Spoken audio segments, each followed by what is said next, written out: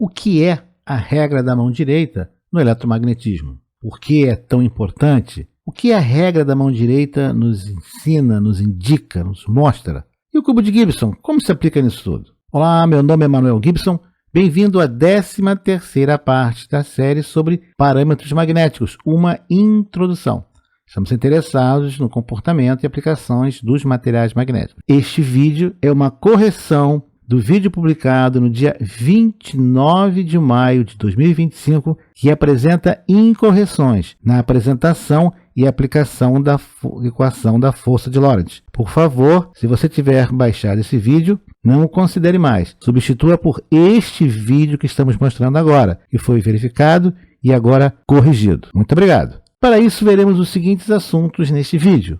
E a regra da mão direita, como se aplica no eletromagnetismo? Seus problemas acabaram. O cubo de Gibson, e faremos algumas considerações sobre os assuntos apresentados. Vamos começar com e a regra da mão direita, como se aplica no eletromagnetismo. A força exercida por um condutor percorrido por corrente elétrica em presença de um campo magnético é dado pela equação mostrada, a equação da força de Lorentz. Estamos supondo a corrente constante, que é o mais comum de acontecer. Vamos ver cada termo dessa equação. Força expressa em newtons, a corrente em ampere, temos um vetor diferencial de comprimento metros, um produto vetorial e um vetor indução magnética. Observe que entre os parênteses temos dois vetores. Temos agora o desenho mostrando o sentido convencional da corrente. Então, nós teríamos uma espira, um fio percorrido por corrente com certo comprimento, e aí temos o elemento diferencial de comprimento dl. Observe que o vetor dl aponta no sentido convencional da corrente elétrica. Esse é o elemento diferencial de comprimento da espira. Temos o vetor indução magnética, o campo magnético, e temos um campo entre o vetor dl e temos um ângulo entre o vetor dl e o vetor b. Observe que o ângulo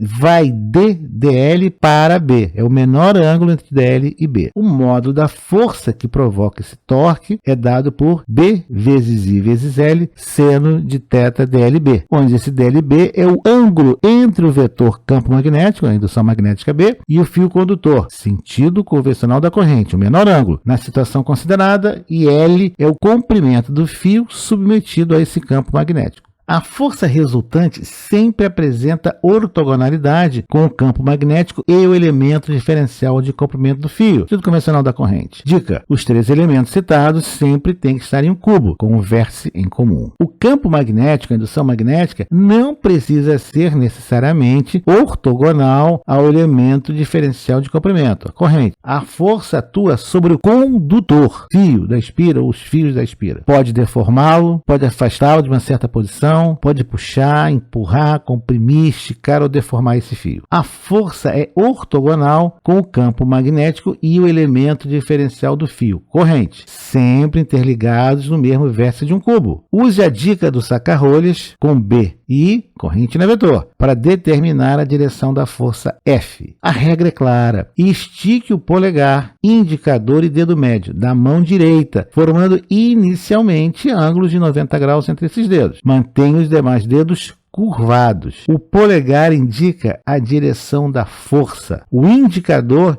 indica a direção do elemento diferencial de corrente orientado ou o sentido convencional da corrente. Convenhamos, é mais fácil de perceber. O dedo médio indica a direção do campo magnético ou da indução magnética. Repita 10 vezes em voz alta. Corrente não é vetor. Aí está a mão direita, os três dedos formando ângulos de 90 graus e dedos curvados. Esse indicador aponta para a corrente, o elemento diferencial de comprimento orientado. O vetor dl aponta na direção de I. O dedo médio aponta para o vetor indução magnética B. O dedo polegar aponta para o vetor força. Θ dlb é o ângulo orientado de dl para B, o menor ângulo. Vejamos os cubos de Gibson equivalentes, I, B e F. Se você colocar a mão direita à sua frente, na posição dos 90 graus, apontando com o polegar para a esquerda, o dedo médio na sua direção, o vetor F está para cima. Veja o V, vetor. Igualmente, se você agora pegar a sua mão direita e apontar para dentro da tela do computador, o indicador, o campo magnético, o dedo médio está para a esquerda e a força aponta para cima. Vejamos o nosso primeiro exemplo. Corrente I, o vetor dl apontando na direção do sentido convencional da corrente. Indicador, vetor indução magnética, dedo médio. Temos como resultante a força apontando para cima e esse é o ângulo DLB. Os vetores B e DL têm que estar a 90 graus? Claro que não. Pode sim, pode não, depende. O ângulo θ pode assumir quaisquer valores entre 0 graus, vetores paralelos, e 180 graus, paralelos mas opostos. Nesses dois casos extremos específicos, a força resultante é zero, já que seno de 0 graus é igual a seno de 180 graus, que é zero. Lembrando que a força magnética é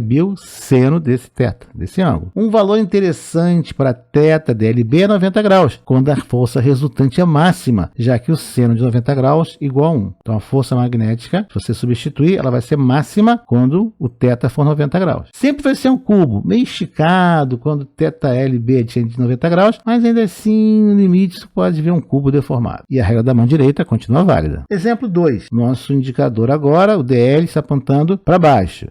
O B na sua direção e F para cima à esquerda. Veja o vértice em comum. Aí estão os vetores. No nosso próximo exemplo, apontamos o DL para dentro da tela, que é a corrente, B para a nossa esquerda, a força aponta para cima. Aí está o nosso vértice em comum, o ângulo DLB. No próximo exemplo agora, nós temos a corrente, o DL, apontando para dentro da tela e a indução magnética apontando para baixo. A nossa força aponta então para a esquerda. No próximo exemplo, o dedo médio apontando para a nossa direção, que é a indução magnética, e a corrente para a esquerda, F apontando para cima. Próximo exemplo, simplesmente aponte o indicador para a sua esquerda e B para baixo. Aí nós temos força, corrente, DL e B. Esse é o ângulo DLB. Não representei por DL porque nós sabemos que I está apontando na direção do DL orientado. Mas lembre que tem o DL aí. E agora o cubo está meio inclinado, mas igualmente I, que é o DL, B e o vetor F. Procure fazer no computador para que você se acostume com essas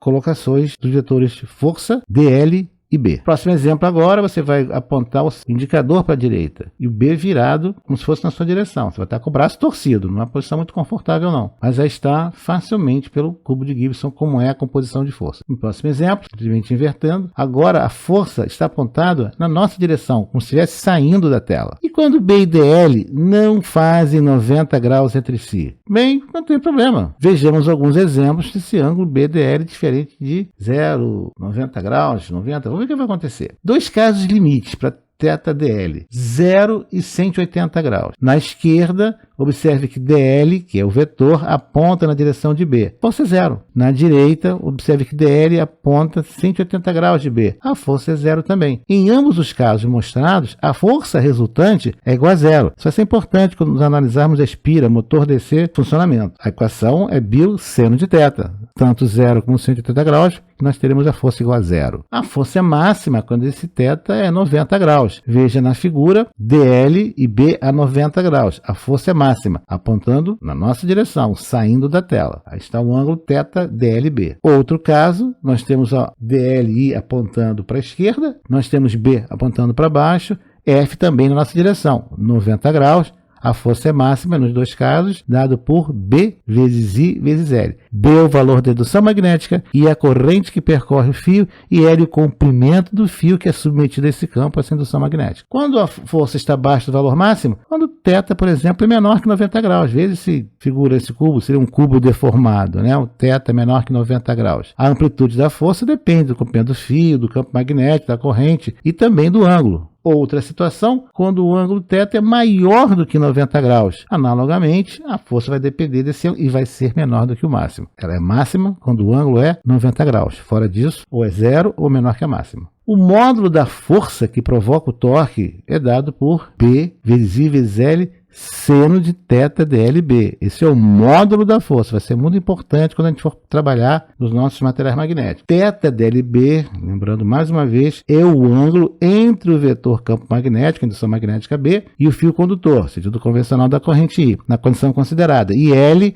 é o comprimento do fio submetido ao campo magnético. Nós vamos ver isso mais tarde com mais detalhes também. Problemas de contorcionismo com a regra da mão direita, cansado de torcer o pulso e não conseguir identificar para onde aponta a força, ou o campo magnético, ou a direção da corrente convencional, seus problemas acabaram. Conheça a fantástica solução que veio para ajudar a você não torcer o pulso e retomar a alegria de estudar eletromagnetismo. Inteiramente grátis. O cubo de Gibson. Seus problemas acabaram. O cubo de Gibson. Conforme citamos e demos alguns exemplos, sempre podemos representar os 3 vetores envolvidos na regra da mão direita, sejam força, indução magnética e elemento diferencial de comprimento da espira, sentido convencional da corrente, é claro, por um cubo, alterado ou não, no limite até um plano, onde o vetor força, quando diferente de zero, é sempre ortogonal ao campo magnético e ao elemento diferencial de comprimento, no sentido convencional da corrente. Apresentaremos no próximo vídeo alguns exemplos de como podemos representar diversas configurações da regra da mão direita sem malabarismos ou contorcionismos musculares ou espasmos musculares. Considerações? A regra da mão direita indica as direções da força, do campo magnético e do elemento diferencial de comprimento, sentido convencional da corrente, para um fio condutor percorrido por corrente e submetido a um campo magnético. Junto com o conceito de torque, é o fundamento para entender-se o funcionamento de motores, geradores elétricos e momento magnético. No entanto, pode apresentar alguma dificuldade na aplicação em certas condições, devido à posição que devemos tomar com o braço e o pulso, muitas vezes levando a situações desconfortáveis. Para contornar tal restrição, podemos utilizar o cubo de Gibson. E no próximo vídeo, o que nós vamos ver? Como aplicar a regra da mão direita e o cubo de Gibson para compreendermos o funcionamento do motor elétrico de corrente contínua. É isso que nós vamos ver no próximo vídeo. Nos vemos até lá. Obrigado por ter assistido a este vídeo. Deixe o seu like, inscreva-se no canal, acione o sino e seja notificado dos novos lançamentos semanais.